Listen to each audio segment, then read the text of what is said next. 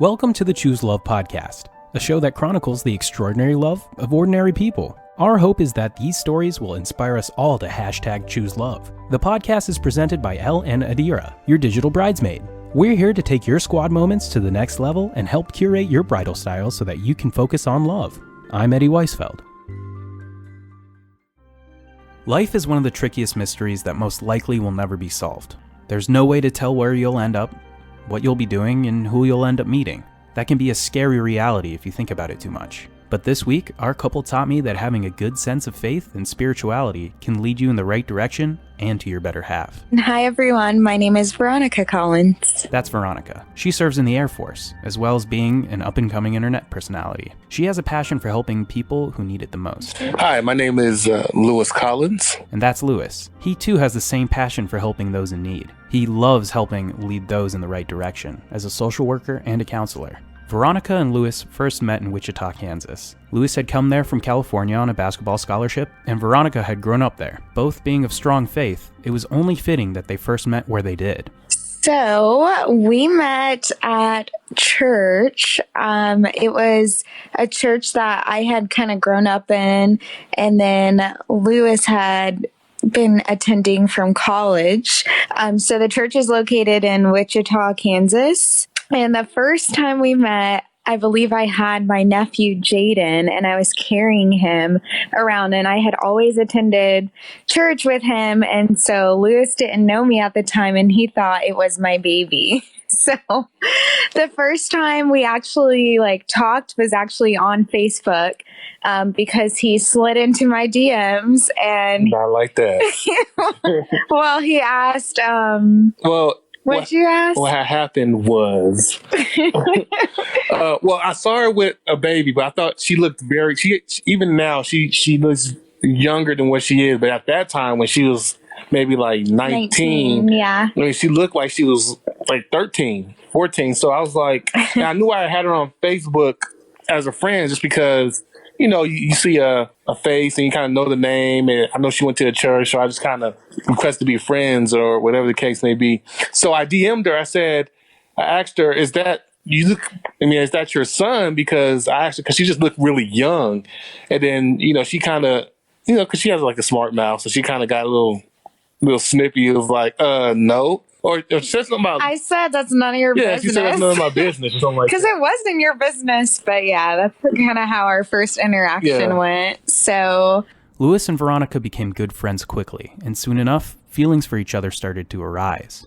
We interacted with each other, even before we really started dating. Oh, yeah. Because okay, there was this flirtation period where we kind of interacted with each other, and she got upset that I started dating somebody else because she couldn't decide who she wanted to be with. Because it was like why is that important? It's important to the story. No, it's not. It's important to my perspective of the story because I approached her about, hey, should we try something? Try to figure this out and see where we want to go with it. And yeah, I didn't want to. Yeah, she was into just kind of dating around. Yeah, dating around. I did not want to be in a committed relationship. I had a fear of commitment in the beginning, which rightfully so. I feel like when you're young and you're early in your 20s, you want to take some time, Yeah, so. But then she got upset with me because I started dating somebody and then she blamed me for it. So then during that time period, she started dating somebody else and I broke up with that girl. And then while I was broken up, she was with whoever she was with. So it's kind of like this back and forth thing until we actually just at the right timing was, single at the same time. And then that's when we just kind of okay, we might as well. Because basically, I feel like we weren't ready God knew we weren't ready for each other during those certain moments, and then everything kind of fell into place, and then it kind of was history. Like I said before, no one knows where life is going to take you. So sometimes you just have to put your trust into your faith and know that everything happens for a reason. And that is exactly what the two of them did. So we dated for, I would say, almost a year, and then we broke up. And then we broke up for I would say maybe 4 or 5 months. And in that process, I was joining the military and doing all this other stuff. And then right when I would say I was almost done with my first training of the military is when we kind of realized how much we loved each other. So we got back together. And then after a year and some change of long distance, Louis then proposed on, what was the ship's name? The Carnival. I think it was the Carnival Magic. So It was a cruise line. We went on a Caribbean cruise. I had no idea that he was going to propose. It was kind of like shocking to me because when he stood up to propose to me, I thought he was going to say, oh, I'm taking you on a surprise trip somewhere. I don't know. But then he got down on one knee and I was like, whoa. So, and then he picked out a really beautiful ring, which I was really surprised as well because he has good taste. And she's high maintenance. And I'm a little high maintenance. I'm not afraid or ashamed to admit that. Ladies, don't be afraid to say that. And then let's see. So, and then we continued our engagement after, because you proposed on August 20th of 2017. So we continued our engagement for a year and some change again. And we were long distance still that whole entire time. So I was, I'm stationed in Great Falls, Montana, and he was still living in Wichita, Kansas. So all that time we were still long distance planning a wedding in Los Angeles, where Louis is from.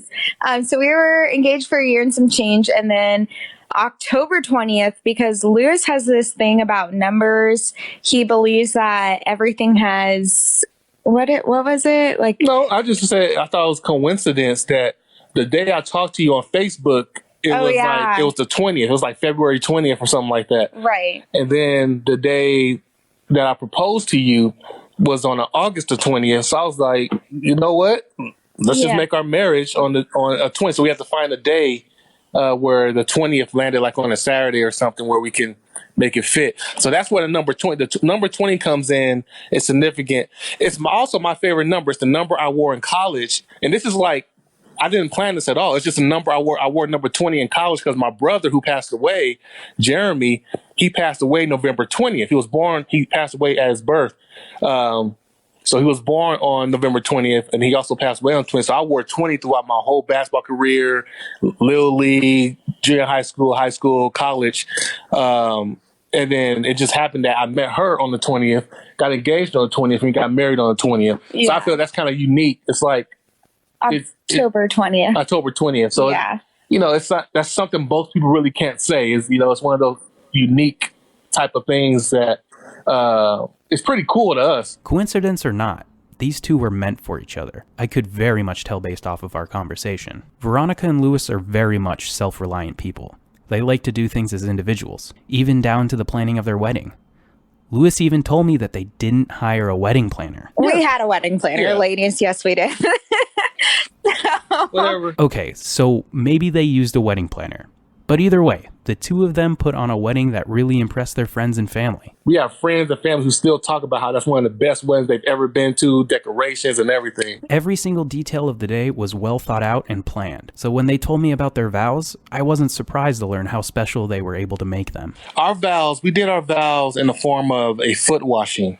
And that's basically where, in the Bible, if you're Christian or spiritual, that Jesus washed his disciples' feet, and to wash somebody's feet represents servanthood. It represents being at your lowest point of humility, and saying that you're going to serve whoever you are. So for Jesus to do that, for his disciples, and he was considered the high priest, it meant something. So us, part of our vows to each other in doing that was to be a servant to one another. So during that period, we was able to, while we were washing each other's feet, to speak the things that we were going to vow to. And for Veronica, I vow obviously to love her in her best and her worst days, and to just appreciate who she is as a person, and to love her even when you don't feel like it. People don't understand. We know now in marriage, young girls and young boys, they think of marriage, they think, oh man, it's just gonna be bliss. They look at the Disney fairy tales and all that until they get into it and realize there's some days I don't really like this person, like, at all, and it's because not that you don't love them, not that you don't appreciate them, but it's just that thing that, they have certain flaws about them that you don't really like, that you tolerate because you love other things about them more. So my vow to her was just to, even in those bad days, in those times where I don't feel like I like you, I'm gonna still love you until that likeness comes back. And it usually, for us, it doesn't last too long. It's like I may not like something she does, but I hold true to my vows that I won't disrespect her, and things like that. I'll be patient with her. And the way we did a puzzle, and some people do candle lights and things like that. We did a puzzle. We had a custom made puzzle where each piece of the puzzle represented something that would represent our marriage and family. And it was patience, forgiveness, love, respect. And there was one more, and I think it was like truth or something like that. And then we pieced that puzzle together to represent us as a whole and what our Collins brand as a family would stand for. So that was basically my vows to her, was saying that those in particular things is what I choose to honor, respect, and love. And the biggest thing is in your worst days, love you past that, I think for me, the biggest thing that for our vows that we vowed to each other wasn't what I had said, it's what our pastor had written, just because I wrote my vows the night before and I got so nervous when I was up there. And I'm going to be honest, when Louis was speaking his vows, they were so beautiful and they caught me very off guard to the point where I forgot everything I had written down and practiced. Yes, even sir. On the way to the wedding venue. I was practicing in the limo with all the girls and they're like, that sounds great. Then I get up there, Louis says his vows first and they were breathtaking. I mean, everyone in the audience was like gasping and tearing up. And then it comes to me and I'm like, oh my gosh, I don't feel like I need to even say anything.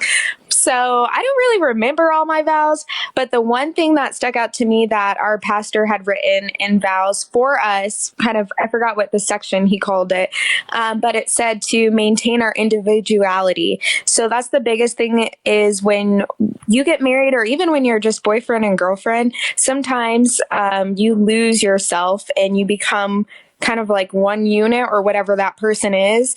But he always, even in our wedding vows, he said we have to maintain our own individualities and make sure that we support each other in our own individual endeavors. And that was huge for me because especially as a woman, I don't ever want to feel like I'm losing myself in a man, even though it will happen, or portions of us have kind of morphed, which is good, but you don't ever want to lose who you are as an individual person. So for me, that's really significant in our vows because I want us to maintain that and even teach our future kids that.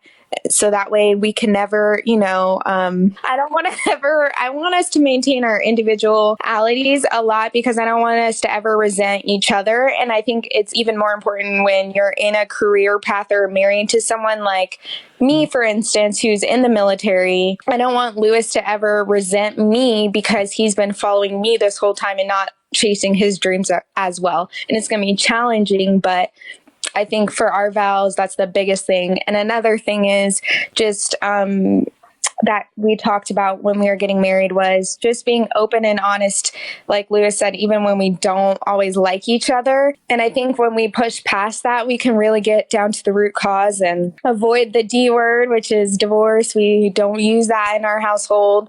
So that's one of the bigger things too. Yeah. And my vows were so good because I copied it all from the movie The Notebook. No, did you really? No, I'm just kidding. Oh my gosh. Okay. Louis and Veronica taught me a lot about love and how it's not always great, but that it's constant and that if you put your trust into faith, that everything will be all right. Veronica and Louis love to help others as much as they can, but sometimes those who help others need someone to turn to themselves. I can tell that the two of them are each other's support, and because of that, they'll live a happy and long life together. Thank you to Veronica and Louis Collins for sharing their wonderful story. I strongly recommend you check out Veronica's YouTube channel called Veronica Luke. The show is presented by Elle and Adira, your digital maid of honor and bridal style consultant. The mission of E&A is to help elevate your squad moments and curate your bridal styles so that you can focus on love. All the music for the show is provided by purpleplanet.com. Like the podcast? Make sure to share it with your friends. The show is available on all major podcast providers. This is Choose Love the Podcast. I'm Eddie Weisfeld. Thank you for listening.